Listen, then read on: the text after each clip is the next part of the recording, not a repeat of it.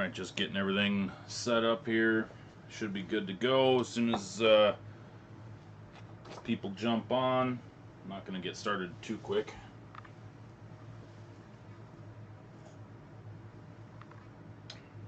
I don't know if that was off screen or not, but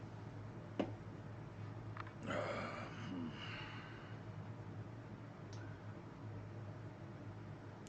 need to get this a little closer to me. Hang on a second. Let's see if I can get this camera in a little more. Hang on one second, everybody. That's not too bad, but camera's tilted a little bit now.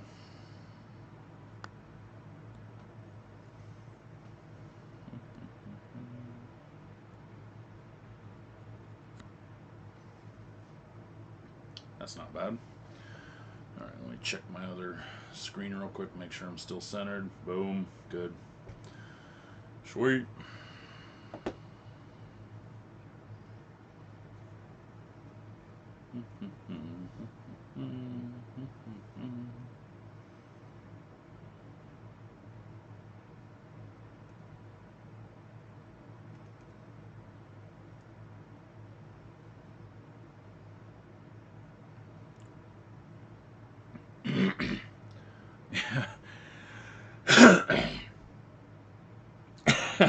If anybody's watching the debates, I had to turn it off. I couldn't take it anymore. 10 minutes and I was done. Just no bueno, no bueno.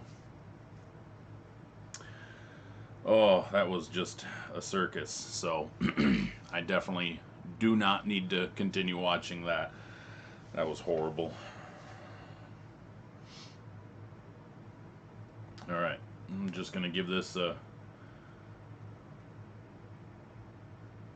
few minutes for people to get on.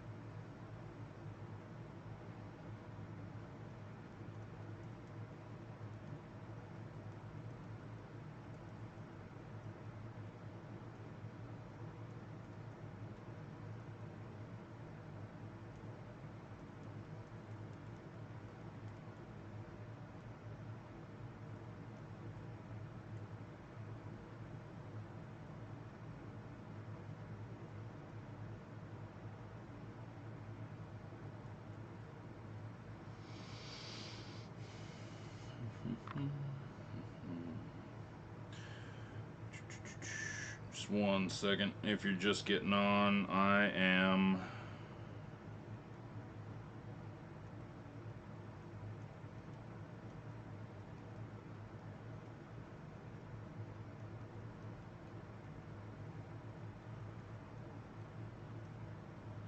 setting some stuff real quick.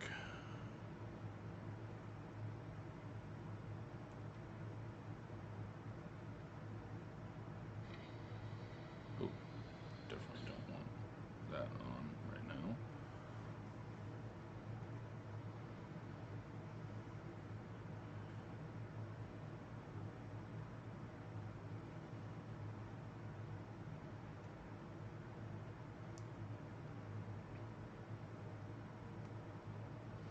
All right.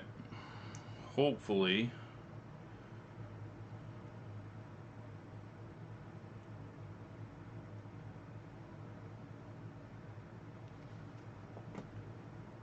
that's all set up and working now. Okay, looks like we've got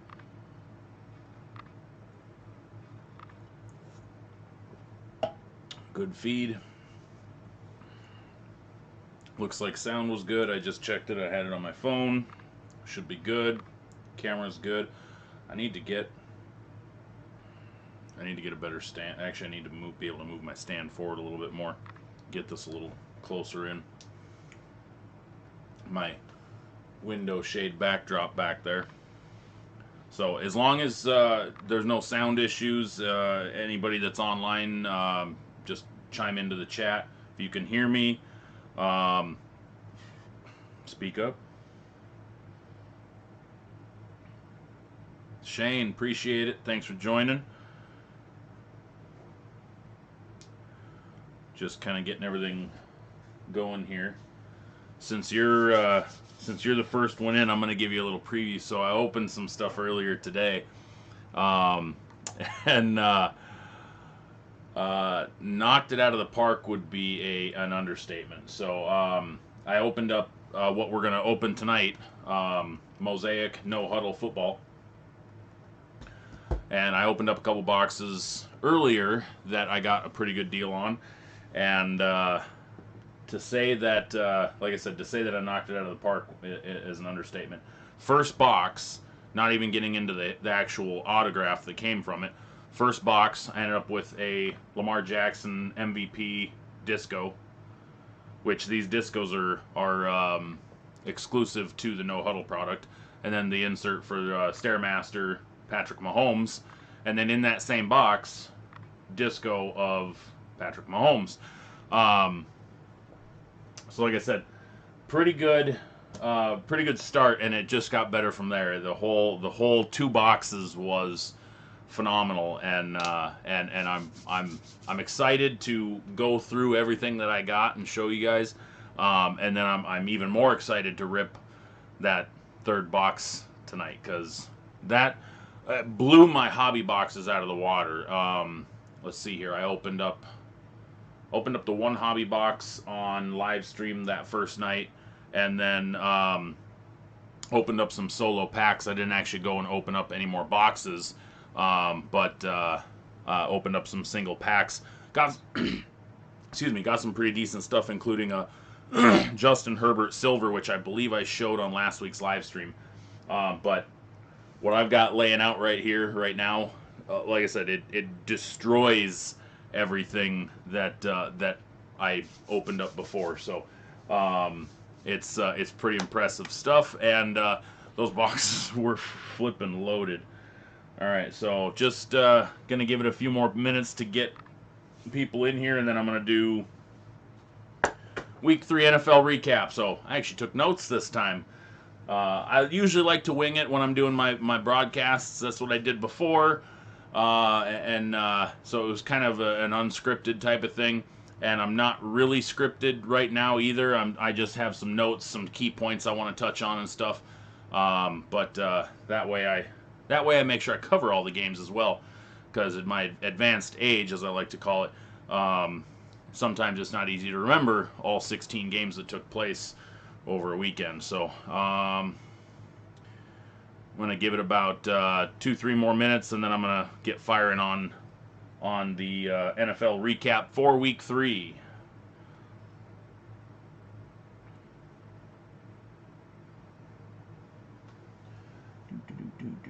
Sorry if I'm bouncing in and out of frame right now. I'm trying to check a few things and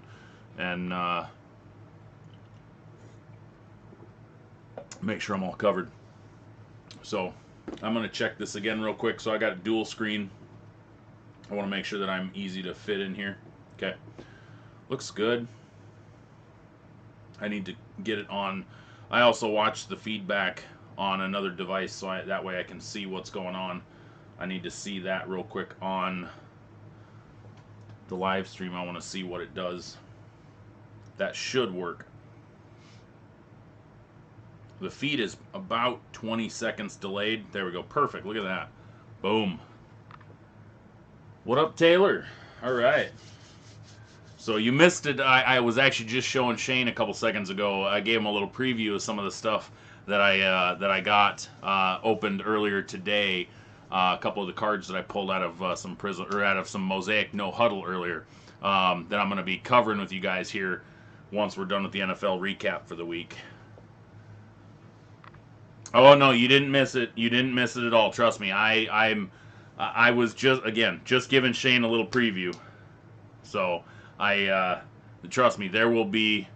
I got nowhere near the good stuff that came out of it. It was amazing.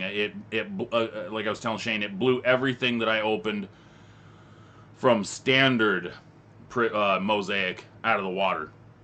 So just absolutely phenomenal stuff, and hopefully the third box. It's got me jacked to open this third box now. So I'm itching to open this third box, because if it was anywhere near as good as those other two boxes, I'm probably going to be giving something away big tonight. So I'm pretty stoked for that. So all right, so we're going to get going on our week 3 recap. So I'm as every week goes when I'm doing this. I'm going to try to incorporate a little bit more. I'm playing with camera settings and stuff in the off time, so I'm trying to make sure that I get some stuff going. This is the first couple months of this might seem a little not professional. Call it what you want. I'm at the moment nowhere near set up for studio wise or anything like that. So that's going to come down the road. Planning on building an actual studio in my house to do this kind of stuff. But anyway, so. Lights, there's going to be some light changes, there's going to be some screen changes, that kind of stuff, backdrop changes, all that kind of stuff. This week we're going to be going through NFL Week 3, and I want to thank NFL.com for lending me the use of their website for tonight. So we're going to cover all 16 games, just a quick recap. It's not going to take hours upon hours to do. I'm going to be pretty quick about it. Feel free to chime in with anything. I'll try to grab any questions or anything like that that people have. This is a little bit out of order from the list that I took this on. I don't know if they updated their website since I made all my notes, so it's going to skip around a little bit. I'm going to try to do my best to follow the list you guys are seeing on your screen. So here we go. We're going to start off with the Thursday night game. Dolphins over the Jags. Dolphins took this one 31-13. Was the beard versus the mustache, as everybody billed it. Magic versus Mania. It was, highly anticipated. Everybody's talking about Minshew Mania versus Fitzmagic. And then I don't remember what reporters were asking Fitzpatrick about his beard versus the mustache. And Fitz said that the only reason why people grow mustaches is because they're patchy on the sides. So it was just fun to listen to the back and forth between them.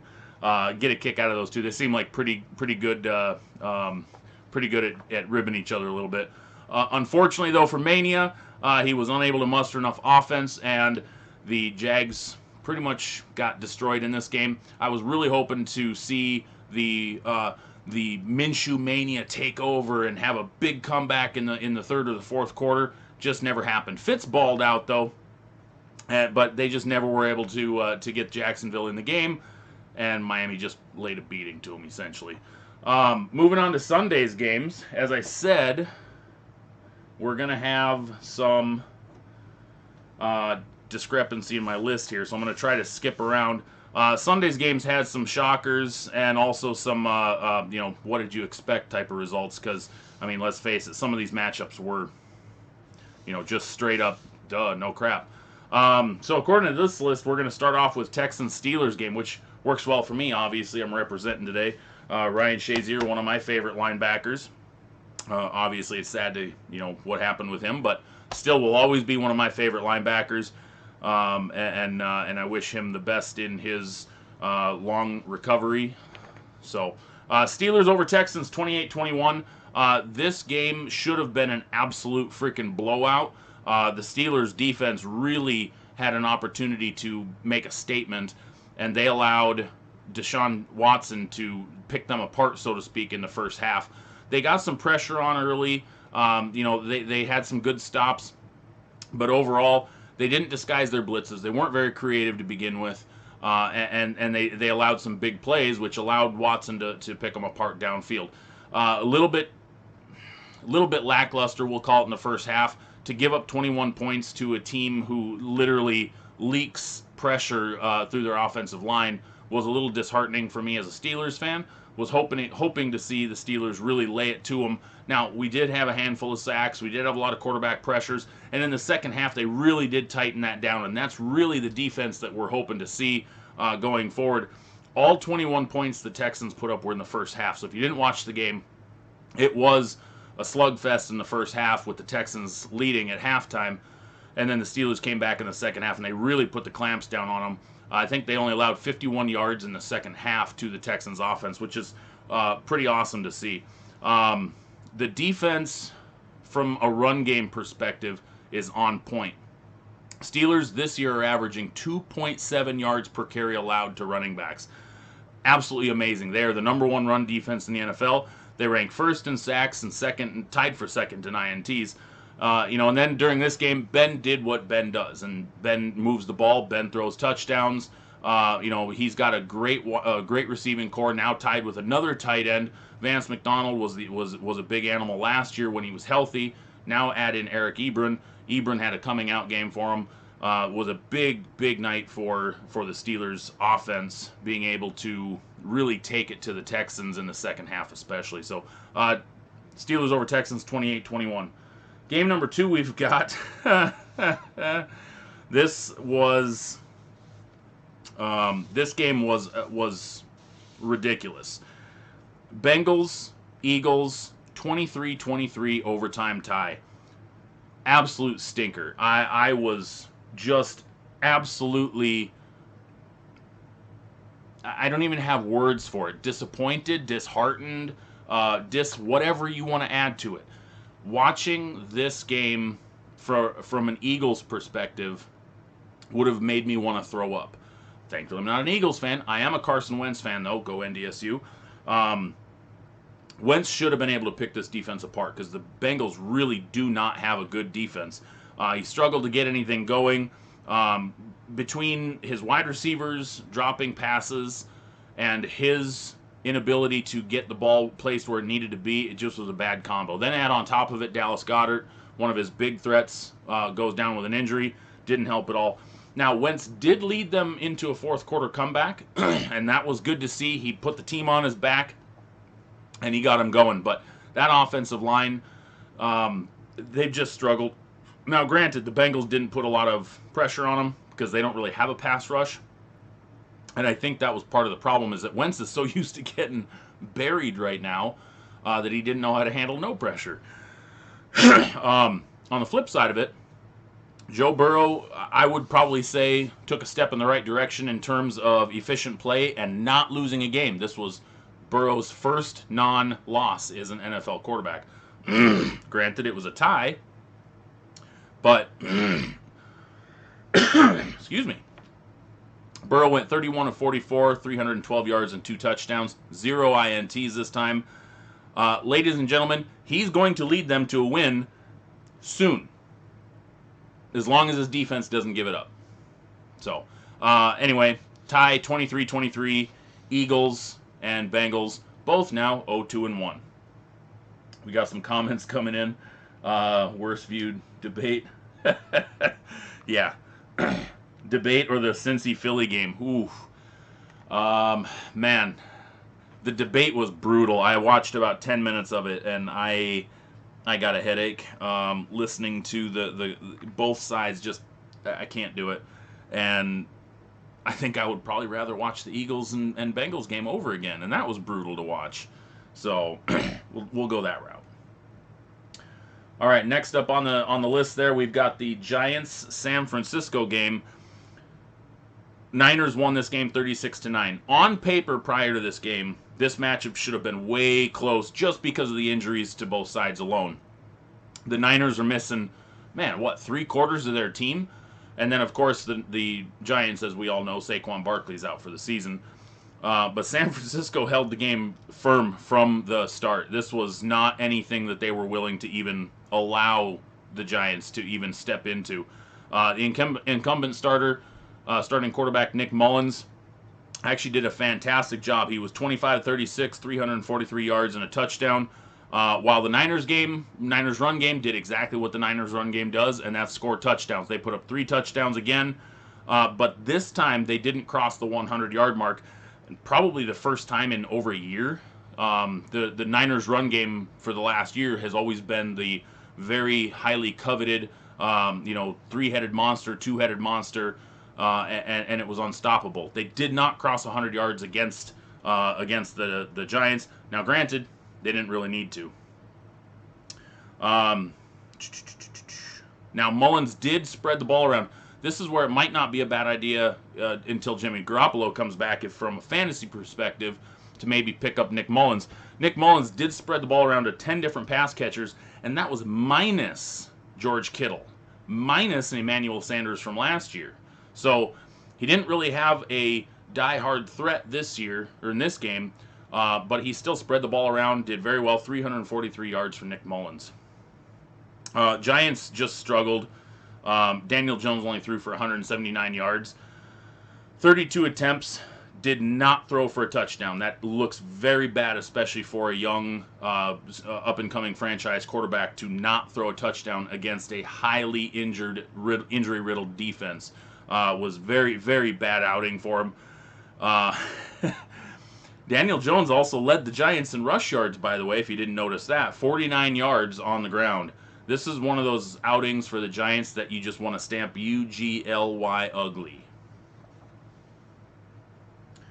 Ayuk, not a bad idea for fantasy at the moment as well. I wouldn't say no to that one.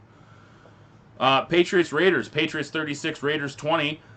Cam Newton didn't have to put the team on his back and run him into the end zone this time and score all the touchdowns himself. I know in some previous games he'd thrown for 1, 2, 3 touchdowns and then ran for 1, 2, sometimes even 3 touchdowns. Rushing attack was actually balanced this week in terms of the running backs. Sony Michel actually put up 117 yards this week with Rex Burkhead crossing or hitting 49 yards. Now Rex Burkhead was really the workhorse this time in terms of production, fantasy-wise, and putting points up on the scoreboard. He had 3 total touchdowns, 2 rushing, 1 receiving. Cam only threw for $162 and a touchdown and only ran for 27 yards. So, as you can see, typical Bill Belichick, you can't count on the Patriots at all for fantasy numbers. When you think you've got a lock on them, the opposing team probably thinks they have a lock on them, and Bill Belichick's going to hit them with 3 other guys that you didn't even know were probably even on the team prior to the game. So, now on the flip side of that, the potent rushing attack of Josh Jacobs really was kept in check for Vegas. Jacobs only gained 71 yards on 16 carries. Carr had to air it out mostly in the second half to play catch-up. Didn't quite work. 3 fumbles will also kill you. Carr had 2. Jacobs had 1. Just very tough to overcome when you have 3 turnovers like that, especially drive killers. When you seem to be making some progress, those fumbles, momentum killers for you. So Raiders losing to the Patriots 20-36. Up next, we got the Vikings-Titans game. This was a very close game. Titans over the Vikings 31-30. Now my question is, what's bigger here? The Vikings starting off 0-3 or the Titans starting off 3-0? How about the fact that Tennessee scored 30-plus points without a single touchdown pass thrown by Ryan Tannehill? Henry did what Henry does, 119 yards, 2 touchdowns. Cousins was able to get rookie Justin Jefferson the ball on some big plays, which kept the game close. Again, rookie Justin Jefferson, 7 receptions, 175 yards, and a touchdown. Cook was running hard, 22 rushes, 181 yards, and a touchdown. Biggest thing for the Vikings right now, I would probably say, is their defensive struggles. Their offense was clicking second half of that game, actually mostly through the game period, but the defense was just bleeding points left and right, and that was mostly through the run game. Like I said, Tannehill didn't have a single passing touchdown. So efficient, but didn't need to score them. That was being done by the defense and by the run game. So Vikings just giving up points left and right. I would not, in fantasy especially, do not pick up the Vikings defense. I wouldn't recommend it one bit.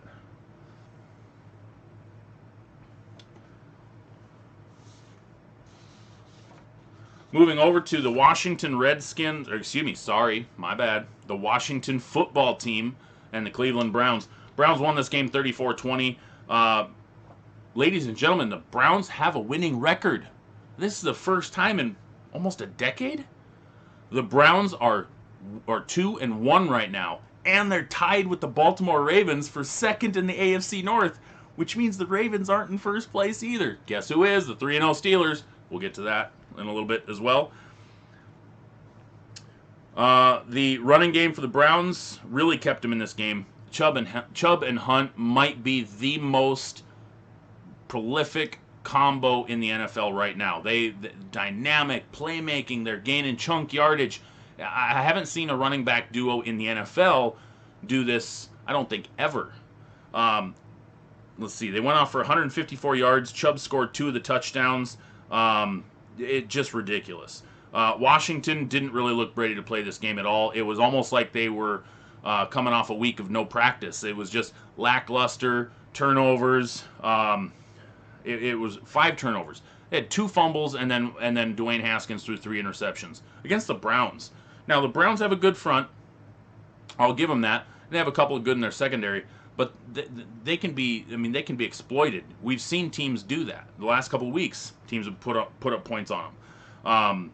Haskins was only sacked 3 times, but the pressure was getting to him constantly, so he was having to get rid of the ball soon. He was airing it out. He was missing targets. It was ugly.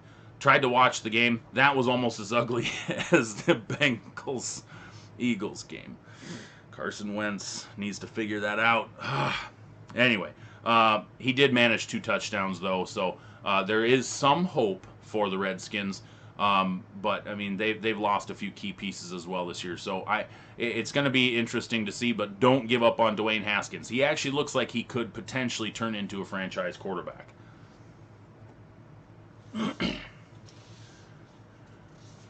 All right, next game we've got Rams-Bills. Oh, let me see if I can find my notes on this one. Here we go. Bills over Rams, 35-20 or 35-32. I tweeted out during this game. I saw so many people, professional analysts, just Sunday, couch football people, picking the Rams to come into Buffalo and lay a beat down on Buffalo. And Josh Allen said, no. I kind of laughed at all of it, and I even saw, on the Fox, was it Strahan? I think it was Strahan picked the Rams to go in and win by 6. And I'm just like, in Buffalo, you're smoking something. Number one, Buffalo's playing extremely well. Now, their defense has been porous, but their offense has been clicking, especially with Stephon Diggs coming in. But Josh Allen is just lighting it up. Josh Allen is playing like the star quarterback that people thought he could be. I personally believe he's superseding expectations, and he's being efficient right now. He's throwing touchdowns. He's throwing good balls. I mean, he is just playing at a high caliber level, especially for only being his second year as a starting quarterback. It'll be, actually third year, excuse me. It'll be interesting to see how it goes in the future. Rams putting up touchdowns again. The Rams offense has been looking good this year. I don't want to say that I'm putting a lot of faith in them. They play in a very tough NFC West, but they do have a potential. They have got a strong, stout front, and they've got some good corners as well. They could potentially make a run at the playoffs as well, being a third seed. Third wild card first, second, or third wild card team to play in. Actually, now the structure is different, so it could be. They could still make the playoffs as the third-ranked team in the NFC West. Hell, they might even end up being the second team in the NFC West. They could be the first team in the AFC West if they can get by the Seahawks, who are playing extremely good ball. We will be discussing that one later as well. Bills over Rams, 35-32 in Buffalo. Oh, man. Brutal next game. Falcons-Bears. Now, Atlanta has been a letdown, personally, I believe, since they lost in the Super Bowl to the Patriots when they went into the fourth quarter holding a 28-3 lead. In my opinion, they have just utterly collapsed ever since then. They can score points. I am not denying that one bit. But again, Atlanta blew a 15-plus point lead in the second half and lost to the Chicago Bears. Okay? How long can Dan Quinn stay the head coach with giving up leads like that? It's like they'll get a lead and then they coast. Just like they did in the Super Bowl with Tom Brady. They just started coasting. Ugly, nasty, come back, lose the game. Here's the worst part about it. Trubisky was benched in the third quarter, and he wasn't even playing a bad game. Other than the fact that it was lackluster, he couldn't get momentum going. He just was very blah. He doesn't seem like he's a leader on the field. He seems like he's just kind of like, I don't know, almost Jay Cutler-ish, we'll call it, in terms of his attitude for getting people to rally behind him. It's just not really there. The line for Trubisky when he was benched, he was 13 of 22 for 128 yards, a touchdown, and an INT. That's not that bad of stats. But when your drives are constantly stalling and you can't get your team into field goal range, it does make it very tough for a head coach to want to continue to throw you out there. So, in comes Foles. Now, Foles did throw an INT on his very first possession back in the game, shaking that rust off a little bit. Foles stepped in, ended up going 16 of 29 for 188 yards, 3 big touchdowns with the interception as well. Bears come back and win 30-26. Unbelievable. Falcons are 0-3. First time the Falcons have been 0-3 since 2007, actually, that they've started out 0-3, which is pre-Matt Ryan era. Little stat for you. Dan Quinn is definitely on the hot seat, yes. All right, next game. We've got the Chargers.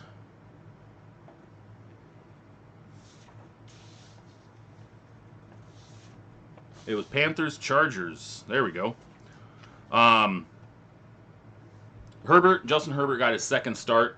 Obviously, Tyrod Taylor's not going to be coming back anytime soon. Punctured lung. I don't know how long that's going to take to recover from, but he's definitely not going to be in next week again. I don't know if it's going to be Herbert next week. Herbert hasn't been playing bad, but they've been having to play from behind, which I think is part of where the struggle with him has been, is they're not putting up, there's no urgency to put up points to start with, and then they have to really air it out in the fourth quarter. During this game, I kept screaming, and I kept screaming it on Twitter as well, for Herbert to get the ball to Keenan Allen. When you're a young quarterback, and I've said this to people before, when you're a young quarterback, you need to put the ball in the hands of your playmakers. When you're learning your position, when you're trying to get things under control for yourself, don't take too much onto yourself. Get the ball in the hands of the playmakers to make plays. That's what they're paid to do. Keenan Allen is that playmaker. Now, fantasy football aside, because Keenan Allen is on my fantasy football roster and he had a monster day. So, Keenan Allen, by the way, 13 receptions on 17 targets, 132 yards and a touchdown.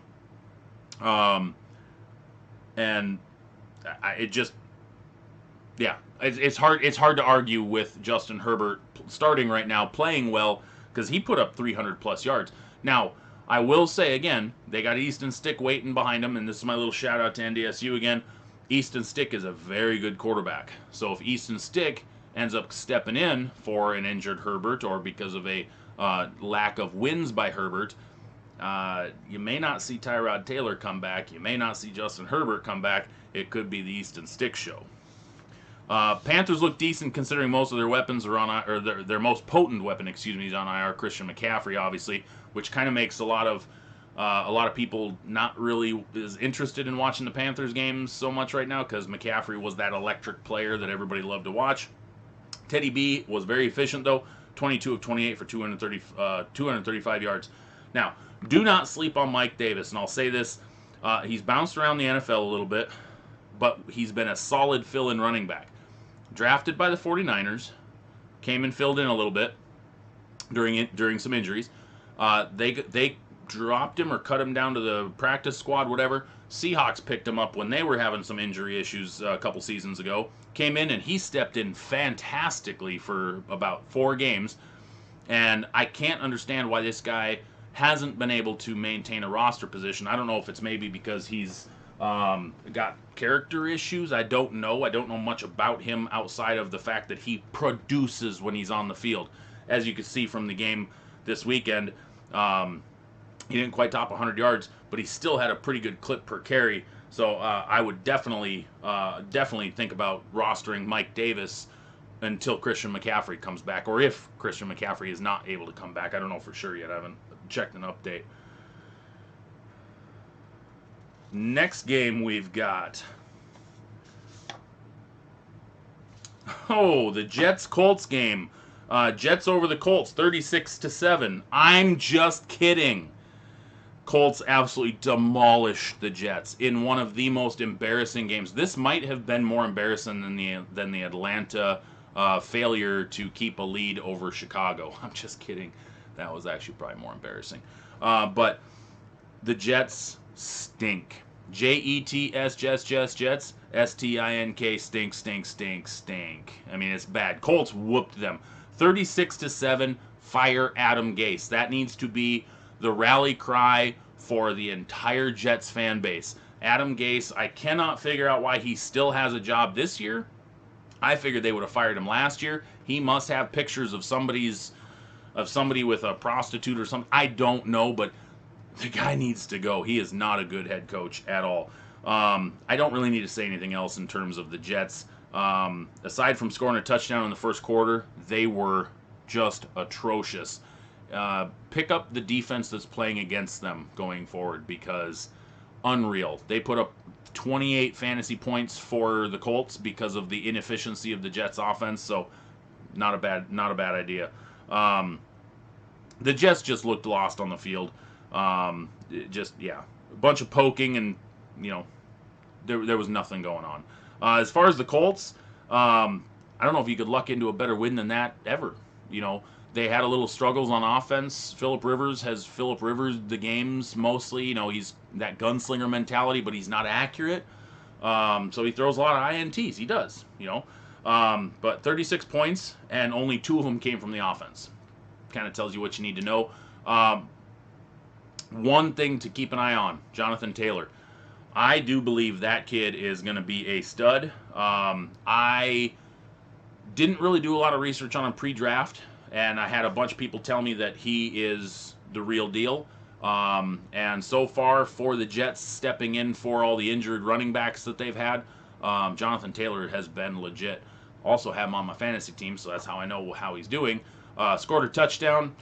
I think he didn't even have 50 yards, but he's producing, and that's what they need from him. He's getting 4+ yards a carry. That's what they need from him. Jonathan Taylor, be on the lookout for that kid. Cowboys, Seahawks. How about them Cowboys? This was a shootout. Now, this was a shootout forced by the Seahawks. The Cowboys just struggled to keep up. The run game wasn't able to get established for the Cowboys. Zeke just couldn't get anything going, and it doesn't help when you have to abandon the run game early because of a high-scoring, potent offense that you're playing against. It took Dak 57 passes to put up the 472 yards just for them to stay in this thing. Zeke was only running at 2.4 yards per carry, so obviously it wasn't working that good. Seattle just was containing Zeke. And it had to be the Dak Prescott show. Now, Dak did make his receivers look very good. Cedric Wilson had a career game. I don't know if you'll see Cedric Wilson have that big of a game ever again, but he had a great game. Michael Gallup played great. So, I mean, they're getting a lot of those guys to step up a little bit, and that's what they really need. If it wasn't for a poor decision on the final play of the game, and I mentioned this on social media, Dak spun out of that potential game-ending sack, and hucked the ball into the end zone for a game-ending interception. There was about 7 seconds left on the clock when he spun out of that sack. He had nobody between him and a first down or the sideline. I mean, he could have easily gone for 10+ rushing yards. That would have only taken him maybe 3-4 seconds. I don't know if the spin, he wasn't able to locate a clock, so he panicked. But it just horrible play to end the game. He could have easily scrambled, gotten out of bounds, stopped the clock, and then still taken a good controlled shot downfield, and he just wasn't able to do that. So, yeah. How about them Hawks? So, how about Russell Wilson? Russell Wilson does it again. 5 touchdowns for that man. 14 through 3 games. That's an NFL record, passing Mr. Patrick Mahomes. And if he would have, if DK Metcalf hadn't had a foolish reception where he lost the ball from the DB coming from behind and poking it out and it going out the back of the end zone, Russell Wilson may have had 6 touchdowns, possibly. Who knows? You don't know what would have happened with the game at that point. Maybe Russell Wilson wouldn't have thrown one of the later ones. Who knows? It's hard to say. But all I will say this year is if Russell Wilson doesn't get any MVP votes this year, something's rigged. He is playing lights out. There is no denying it. Now, if this continues, there can't be any denial of it. And Russell Wilson will have to get the votes. And not only get the votes, get the MVP, the elusive MVP that he has not been able to get, as he's not, I don't think he's even had a single MVP vote in a season. So that's just sad to see, especially with how he's been playing. He's just absolutely fantastic, especially this year, dropping dimes everywhere. Just fantastic. Taylor asking on the live feed, do I think Rivers is Hall of Fame?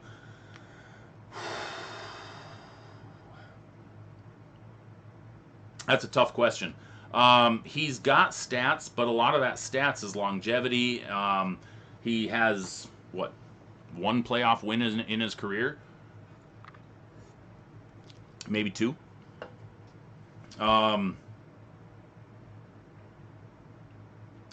mean, he'll make it based off stats alone because he's top 10 in multiple categories.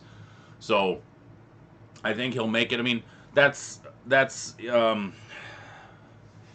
yeah, he'll make it. I think all 3 quarterbacks, all 3 of the top quarterbacks from the 2004 draft class will. Obviously, Ben and Eli both have their rings.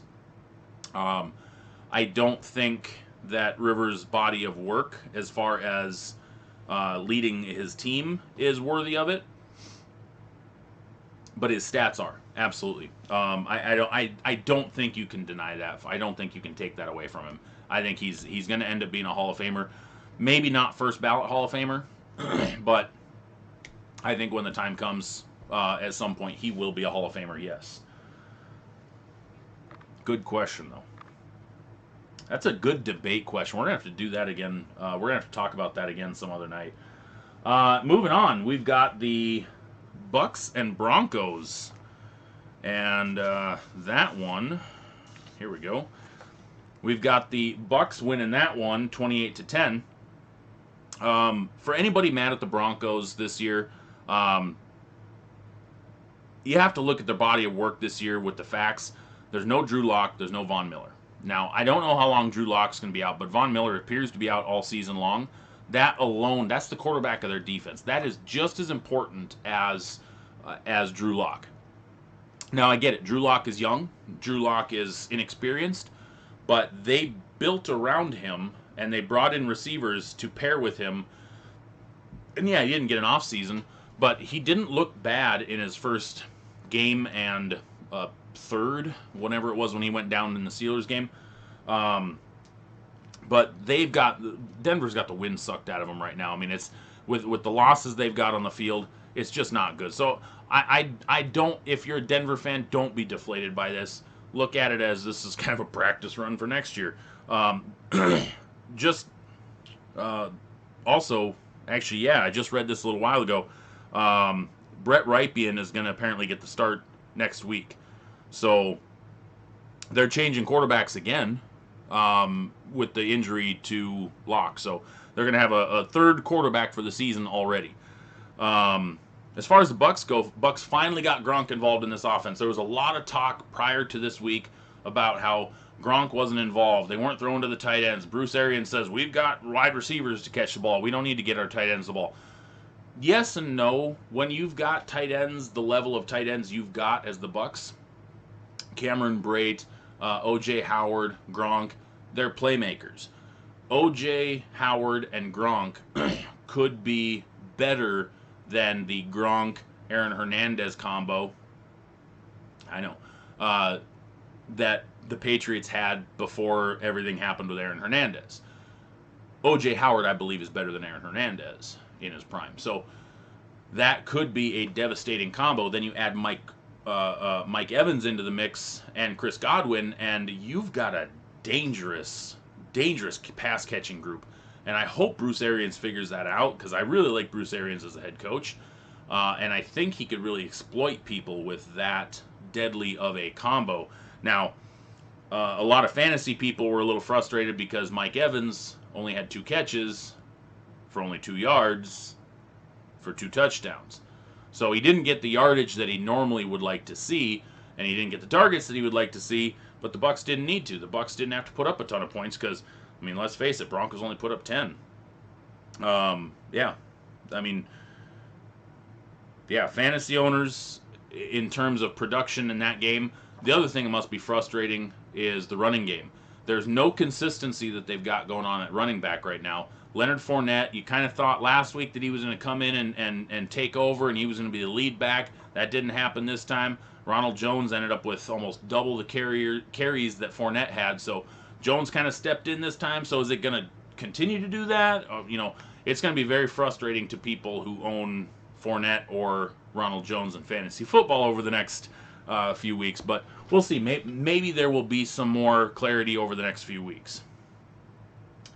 All right, next we've got one that this next game killed me, not just in terms of fantasy, but I like Kyler Murray. I think he's a very good quarterback. Detroit Lions at Arizona Cardinals. Detroit Lions ended up winning this game on a last-second field goal, 26-23. Yes, those Lions. Yes, they beat the Cardinals. Kyler Murray definitely did not look MVP quality in this game. Multiple drives. He had some bad throws, picked off 3 times. Detroit exploited that, sailed several passes as well. Just didn't look in sync. He still accounted for 3 touchdowns, even though he had three INTs. He did have 2 passing and 1 receiving. And I will say this right now, for anybody doubting that DeAndre Hopkins and him will not end up being the best combo in the NFL this year, again, right here, DeAndre Hopkins, 10 receptions for 137 yards. DeAndre Hopkins has more receptions than any other wide receiver in the NFL, and I think it's by 6 or 7 at least, if not more. He's had double-digit receptions in every game this season. He's gonna run away with this. Their rapport is fantastic. What the Cards fans should not do this year, though, is panic. They've got a very bright future. Don't worry about the loss to the Lions. It happens. Okudah played fantastic against them until he ended up off the field for, I don't know how long it was. I had to leave. But they don't need to panic. Putting up 23 points, the defense of the Lions played them very well. I wouldn't worry about it. Stafford played very well, which is Stafford. Stafford is that guy who's going to go out and he's going to ball for you. He's going to go out and he's going to be efficient for you as long as you don't call it dumb plays and are a bad coach. But, I mean, they have Matt Patricia. So, I mean, it's Matt Patricia. He's an idiot. Didn't say that out loud, did I? I will say, though, that Matt Patricia, I believe, should be on the hot seat. I think he needs to go. Detroit could be doing a lot better than they are. They should have kept Jim Caldwell, to be honest with you, but what do I know? I'm not an NFL coach. Still a bizarre situation with their running backs, though. Adrian Peterson ends up being the lead back, even though they had Kerryon Johnson, and Kerryon Johnson only got 3 carries. And Kerryon Johnson was a stud last year, so not quite sure the decision there. And again, that goes back to Matt Patricia, but I digress.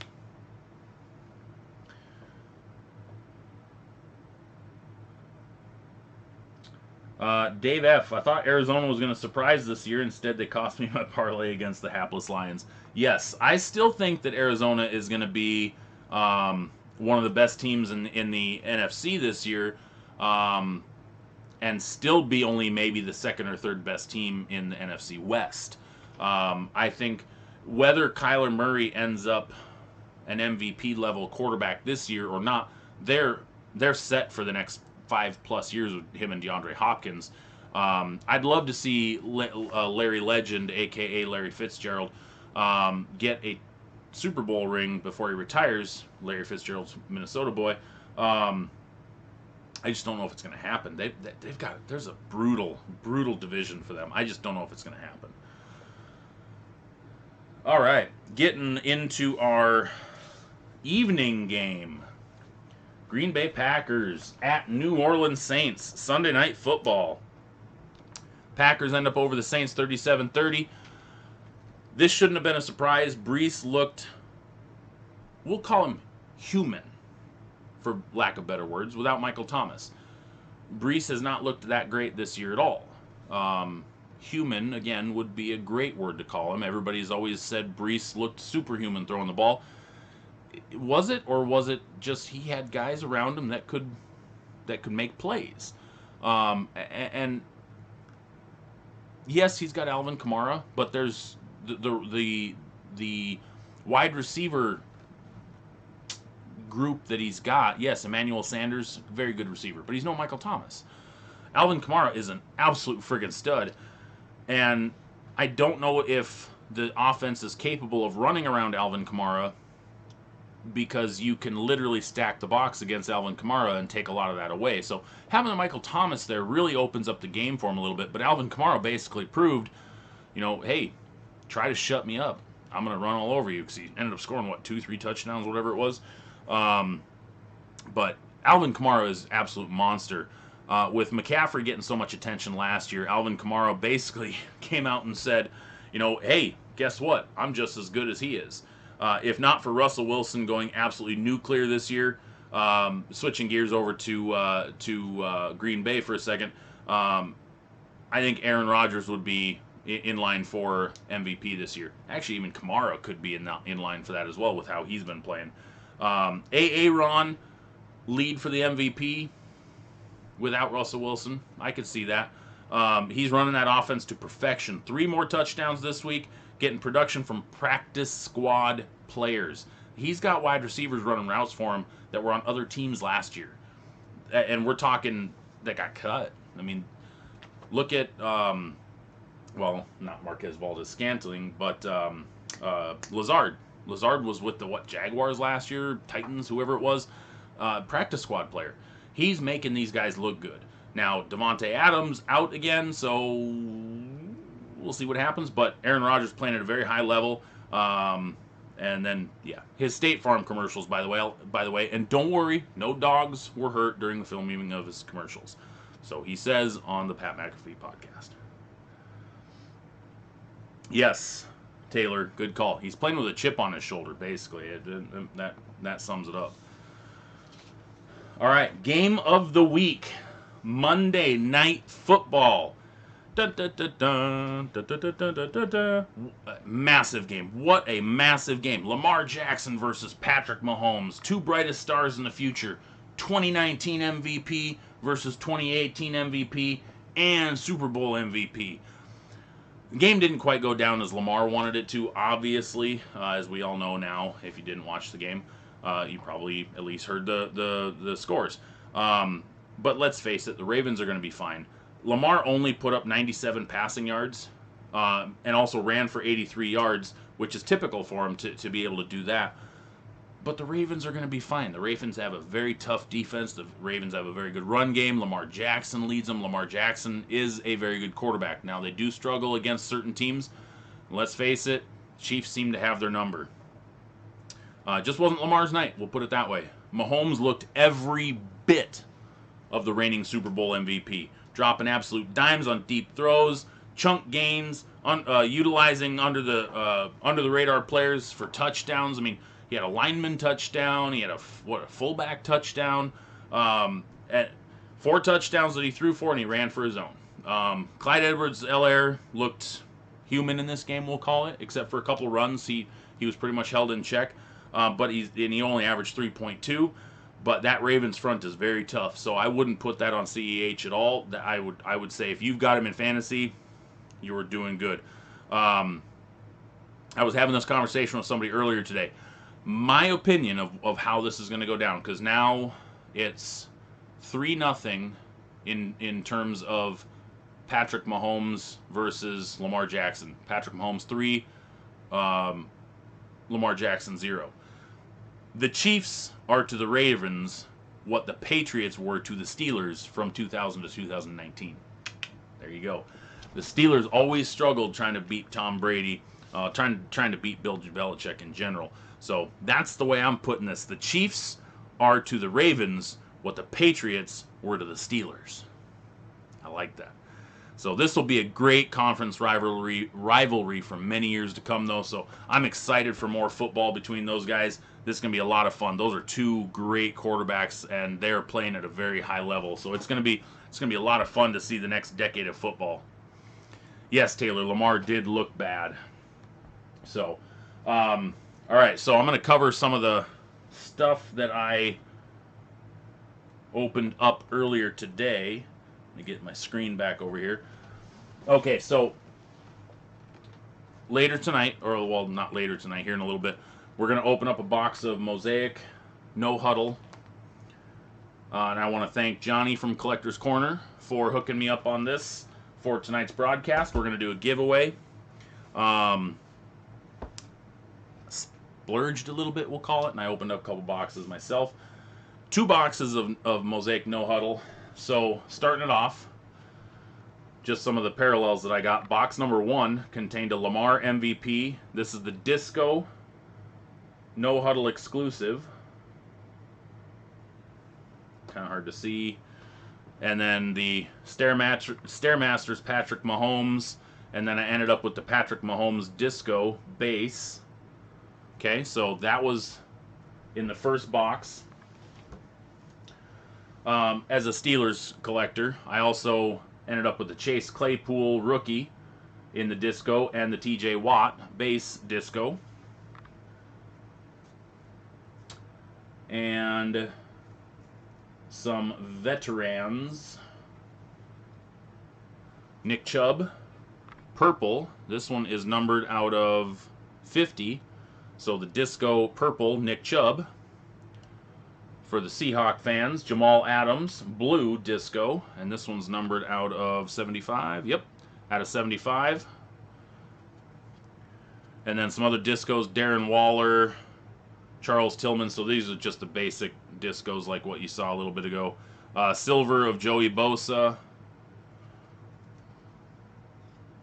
Silver of Jeff Saturday. And a Mosaic Prism of Aaron Jones. That was the majority of the good parallels. But the rookies were pretty stacked in that box. I'll grab them real quick. Now, these are just base rookies. And I would definitely say that that the box was fairly loaded. Tua blue chips, Tua NFL debut, Tua base rookie, Burrow NFL debut, Clyde Edwards-Helaire debut, Clyde base rookie, and a Chase Young NFL debut. That was out of box 1. Oh, I almost forgot to show you the autograph. I'm just kidding. I didn't forget to show you this. Are you guys ready for this? This is a monster. I'm gonna sweat this. I gotta have a way to sweat this. Okay. Oh, that's not going to work. I need something that doesn't... Here we go. I'm going to use an old baseball card. Check this out. Autographs, No Huddle, Gold. Clyde Edwards-Helaire. Gold. No Huddle Disco Auto, numbered out of 10. Monster. Absolute monster. That is easily the best 2020 football card I've pulled so far this year. Monster. That blew me away. That was box 1, by the way. I opened up 2. What you just saw was just 1 box. That was 1 box. Okay? Box number 2.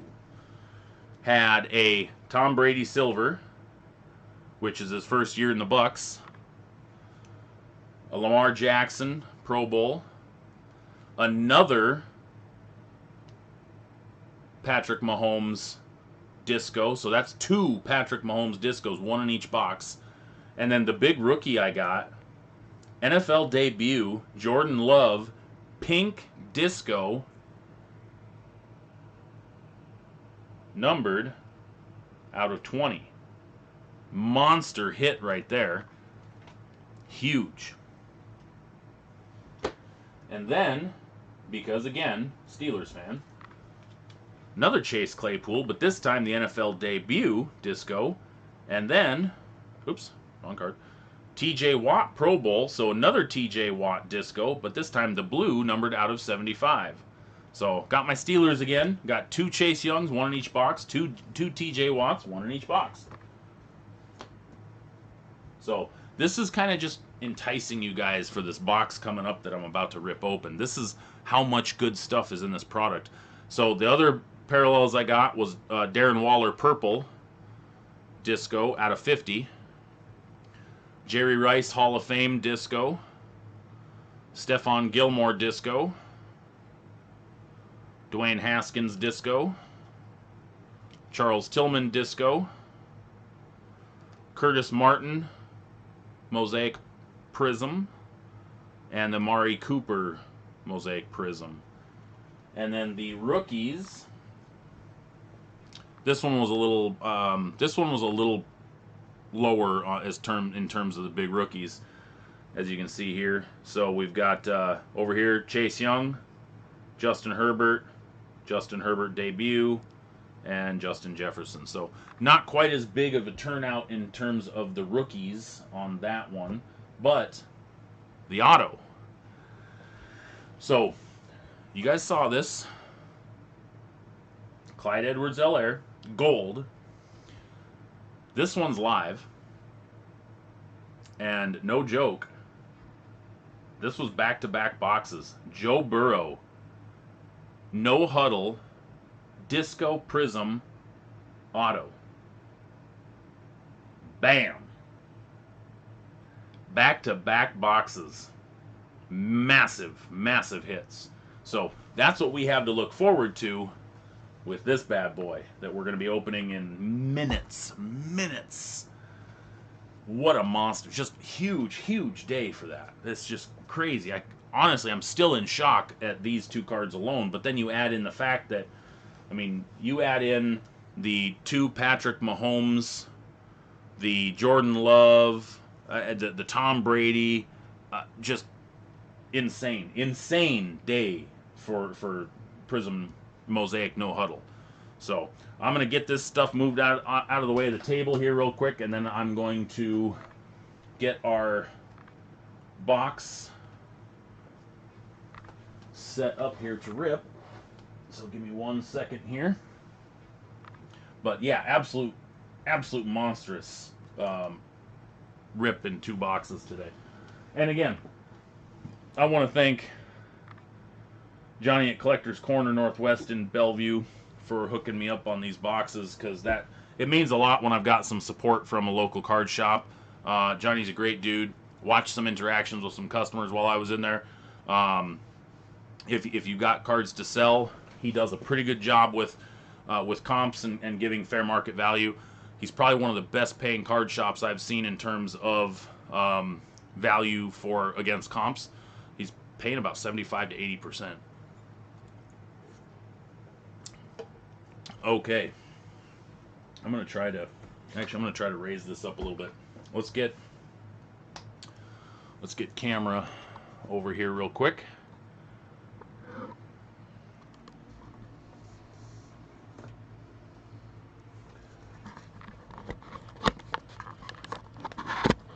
Hopefully I get a second camera here soon, or figure out a way to incorporate my computer a little bit better.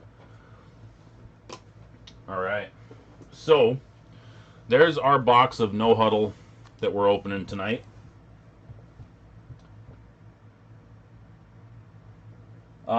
Yeah, I can. I'll ask him, Taylor. That's not a problem.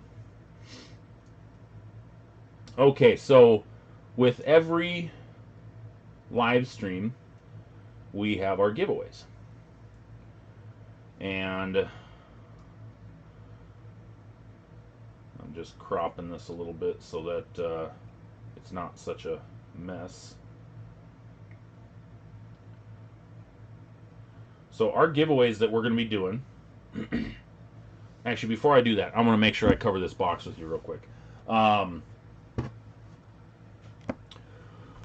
If you guys aren't familiar with the no huddle version of Mosaic football, this would be similar to the basketball fast break. So the fast breaks were how you got the disco. No huddle, this would be the first year they're doing the no huddle. Obviously, first year they're doing Mosaic football. A little bit different configuration. You get one auto per box instead of the 2 in the standard hobby box. You get 8 cards in a pack, 18 packs in a box. Okay, so you get a lot of cards in this. What you get, though, in terms of the parallels, is you get 3 silvers and 10 no-huddle parallels. Those no-huddle parallels are those discos that you saw a little bit ago. And then you get 5 inserts and 1 rookie variation in the no-huddle parallel as well, which I didn't show you guys, but the rookie variations are actually in their collegiate uniforms, so it's pretty easy to tell. So 1 auto, 8 cards per pack, 18 packs. Now what we're going to give away tonight, I think we're going to end up with a pretty big card out of this box, just based off of what I opened in those last 2 boxes. So I'm going to try to go all out on this one, but what we're going to do, if we pull a Justin Herbert auto, I'm going to give away the next color rookie card that comes out of the box. Now, if the rookie, if there's no color rookie card after, we'll go back to the one previously. So there will be a color rookie regardless.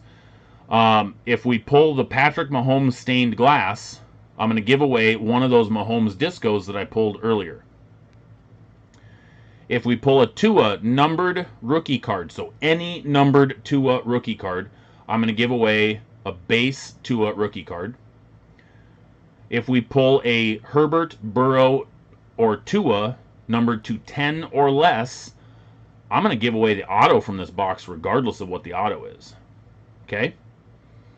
If nothing is pulled, Packers fans might like this, I'm going to give away a Marquez Valdez-Scantling dual patch from Plates and Patches, numbered 21 of 25.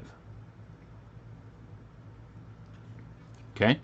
This is from 2019 Plates and Patches. So, again, Herbert auto, give away the next color rookie card, or the last, depending on if there's no others.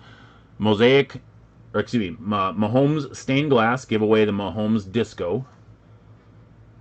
Pull a Tua numbered rookie card, we give away a Tua base rookie card.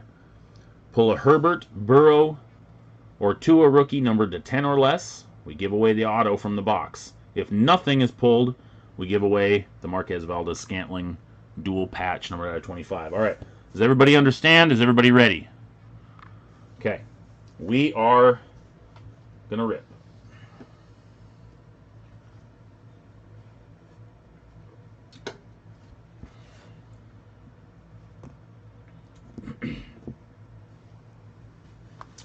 And again, this is 2020 Mosaic Football No Huddle Edition. 1 auto, 18 packs, 8 cards per pack.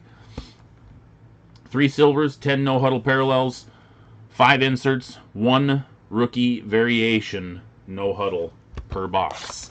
And we are in. I want to give something big away tonight, so let's all cross our fingers for a monster.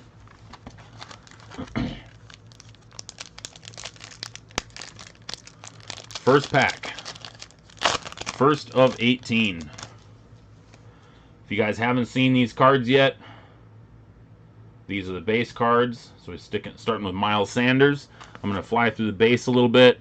Jalen Ramsey, Calvin Johnson, Thurman Thomas, Will Fuller. We've got our first, and it's a color parallel, blue, disco, Gardner Minshew. Minshew Mania. And blue is numbered out of 75. And then out comes Chase Young, followed by a Pro Bowl, Kenny Golladay. Not a bad pack to start. Minshew. And I'll show you the back of that. Minshew numbered 6 of 75.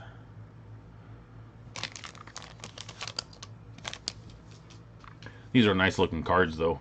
Carson Wentz, DK Metcalf, Devin McCourty, Kerryon Johnson, Tremaine Edmonds. Here's a base disco, Justin Jefferson rookie. There we go. Justin Jefferson, NFL debut rookie, Prism Disco, no huddle edition. Jerry Jeudy, rookie. And a Hall of Fame, Barry Sanders.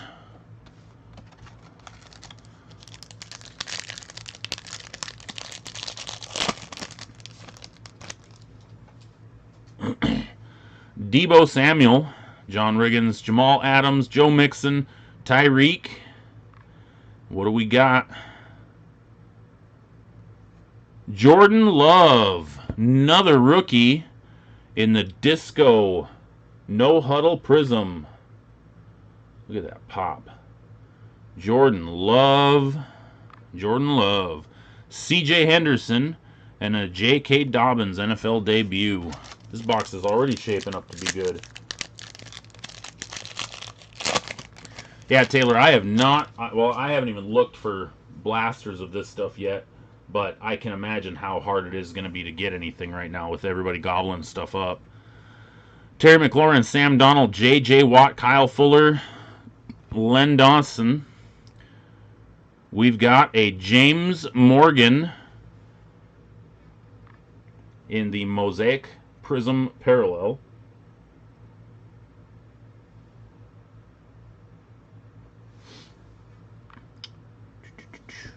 Joe Burrow base rookie. Nice Joe Burrow popping up. And then a Pro Bowl, Harrison Smith.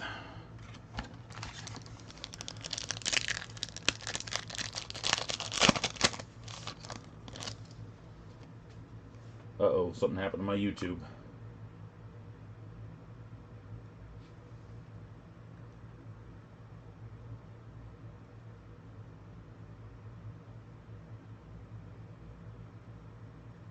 Am I still live, guys? It should be.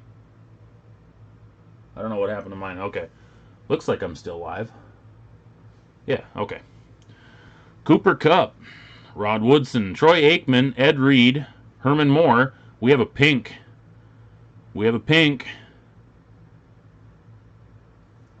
Gabriel Davis for the Bills, pink. I'll show you that. I believe that's numbered out of 20. Gabriel Davis, pink disco. Tyler Johnson, and then a Kevin Green Hall of Fame. So here is the pink.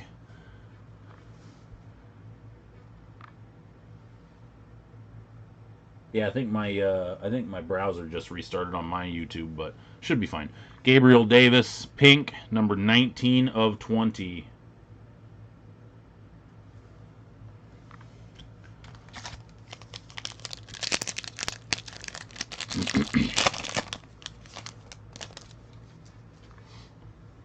Mike Williams, Terry Bradshaw, Kirk Cousins, Leighton Vander Esch, Lamar Jackson, and a Jordan Love introductions insert.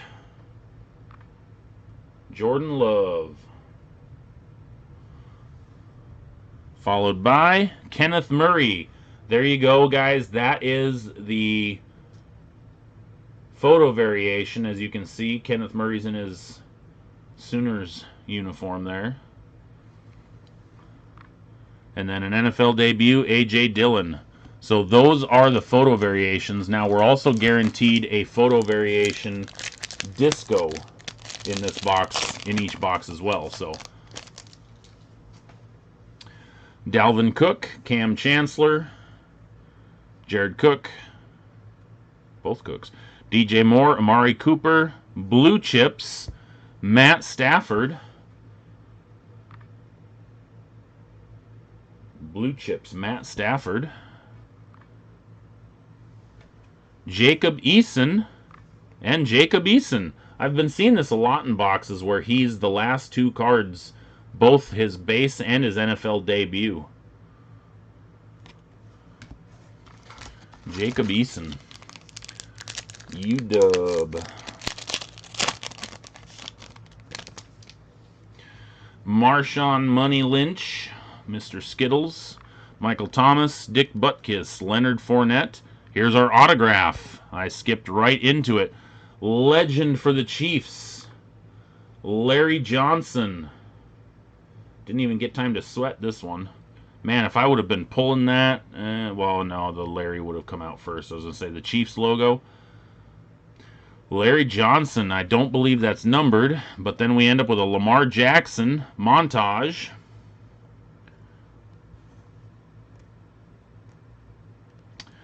Isaiah Simmons rookie, and a Hall of Fame Emmitt Smith. So the Larry Johnson auto is not numbered.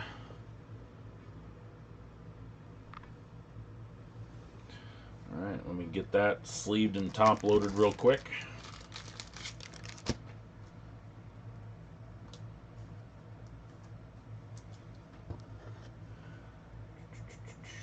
Larry Johnson. God, those look nice. Okay, Larry Johnson auto.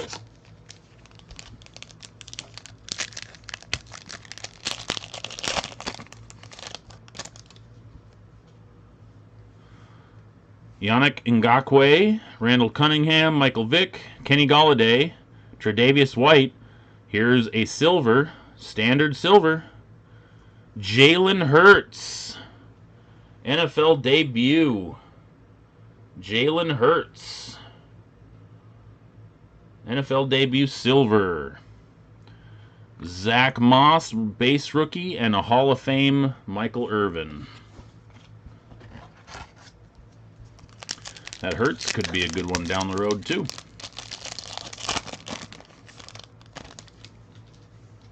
Chris Conley, Aaron Donald, George Kittle, Kareem Hunt, Julio, Ezekiel Elliott with the disco no huddle.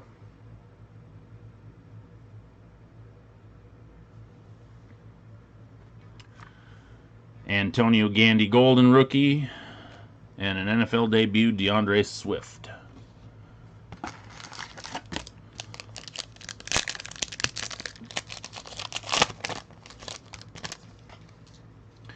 Robert Woods, Drew Brees, Landon Collins, Carlos Hyde, Roquan Smith, Tony Gonzalez, disco. A.J. Dillon, and a Kirk Cousins Pro Bowl. We're over halfway through this box.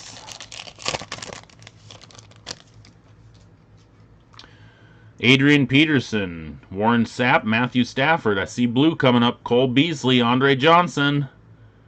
And Steve Largent. Seahawks popping. Steve Largent, blue, disco. That's going to be numbered out of 75 as well.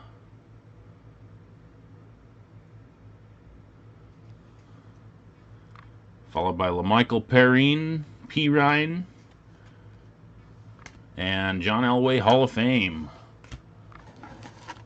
I've been pulling Seahawks like crazy out of Mosaic this year.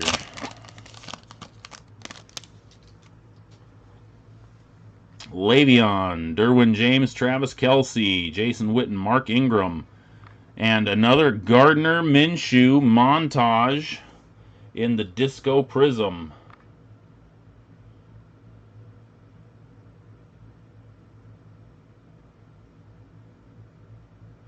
Neat looking cards, that's for sure. Cam Akers and Jalen Hurts debut base.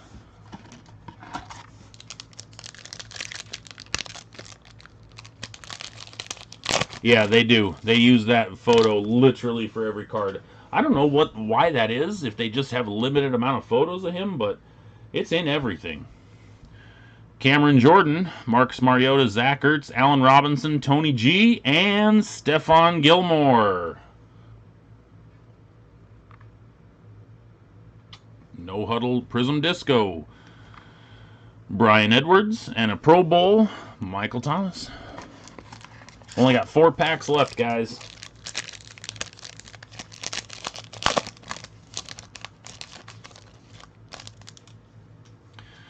Jerome Bettis, Adam Thielen, Bobby Wagner, TJ Hawkinson, DJ Chark, and a Tyler Lockett. Like I said, pulling Seahawks, Tyler Lockett. No Huddle, Prism Disco. Jonathan Taylor rookie and a Patrick Mahomes MVP.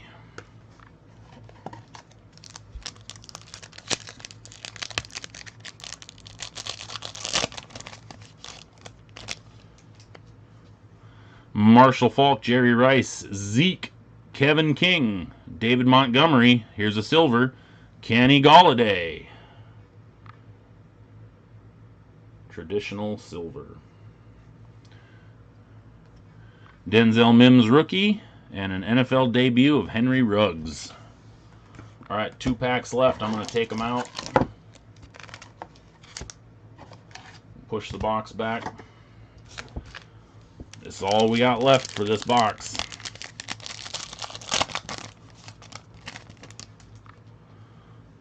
Ooh, upside down card to start with. Daniel Jones, he was pretty much upside down this weekend as well. Darren Waller, TJ Watt, Mark Brunell, Jarvis Landry. Disco of Jerry Jeudy, rookie.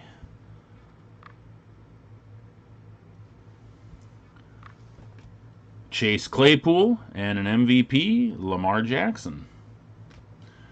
Lamjack. Final pack, guys. Let's see if we can get a gold out of 10. Nope.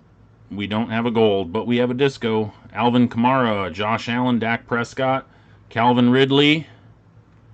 Keyshawn Vaughn is our Prism Disco photo variation. Those are neat. And then a Men of Mastery, Tom Brady. Jordan Love, base rookie, and a Justin Jefferson debut. Alright, so that was our 1 box of No Huddle Mosaic Football. We didn't get the big ones tonight, but that's alright. We're still doing a giveaway. Still doing the giveaway. Alright, hang on 1 second here, guys. Let me get my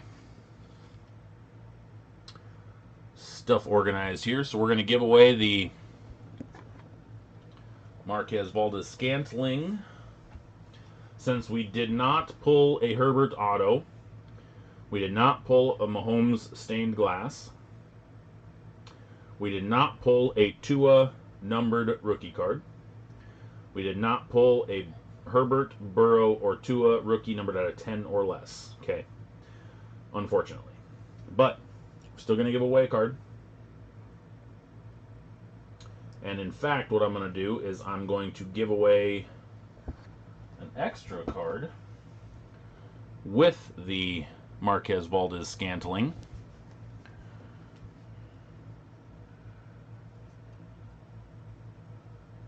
Since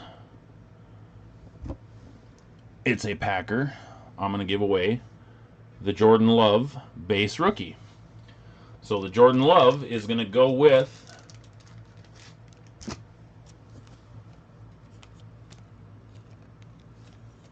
the Marquez Valdes-Scantling.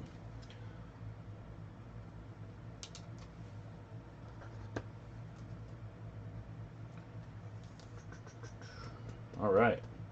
So, going to get both. The winner is going to win both cards. All right. So, just to make it easy tonight, if you're watching and you want to get entered into the drawing, just type me into the chat. M-E, the 2 letters. M-E, me. Me, like you want to win.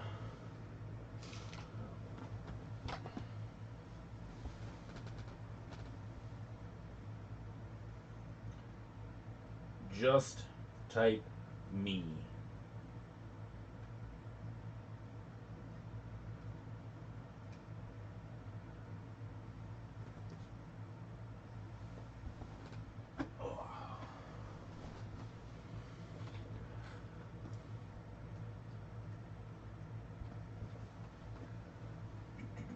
I'm going to give it a few more seconds.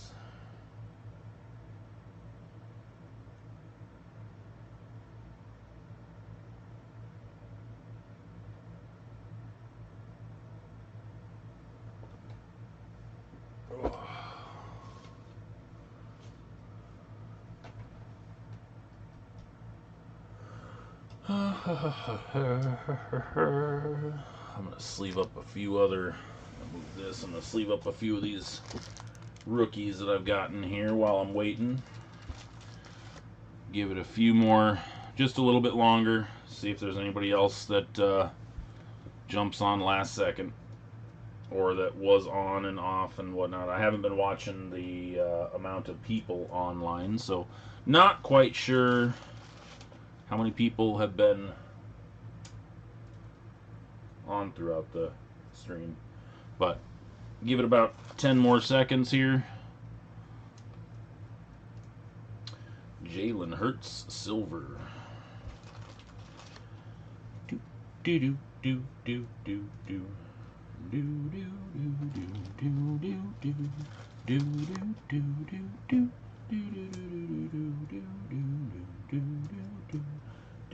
do do do do do. All right, we're gonna call it good there.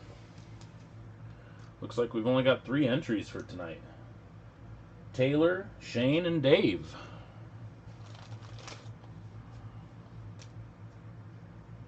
Could have swore some other. Maybe I didn't see other people chatting tonight. Again, I was trying to look at my notes sheet, not just sitting on chat. All right, so I think I've got random.org on here. All right, so we're gonna put Taylor, Shane,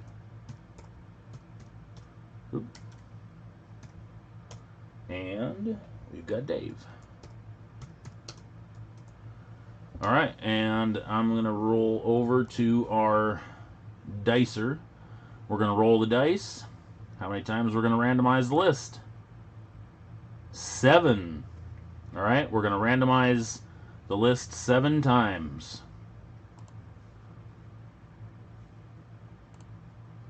1, 2, 3, 4, 5,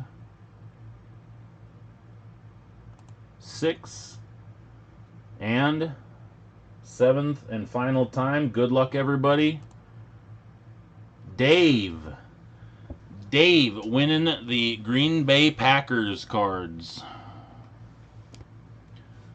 Right on. Congratulations, Dave.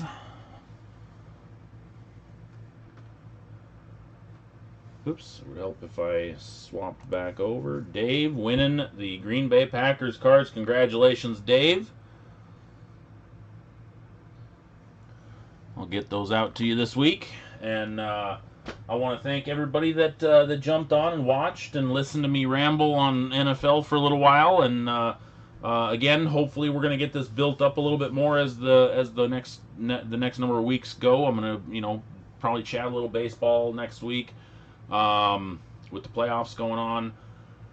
Probably chat some basketball as well with the finals going on. We're going to be right in the thick of it. Next week, we have a couple of new products coming out by Friday. I believe Origins football comes out Friday, and I'm trying to secure a box, maybe 2 of that for the live stream for next week. I might have my box of Bowman Chrome baseball to open. Depends. It hasn't gotten past Minnesota yet, so we'll see. Let's see what else is coming out. Yeah, I think as far as products that Johnny can help me out with, I think it's pretty much going to be Origins. So Origins most likely next week, and like I said, then Bowman as soon as it shows up. My Ben Baller Chrome box finally shipped actually today. It actually got picked up from Florida, so that means we're 6 weeks until it actually shows up to my place. So as soon as that shows up, I will be giving away several cards from that box. So that one's going to be a fun. I can't wait till that one gets here. But so anyway, again, I want to thank you guys for joining, and congrats again to Dave. And I will see you guys here next week, and we'll chat some more sports and sports cards, and we'll rip another box. So have a good night, everybody, and I'll see you on Twitter.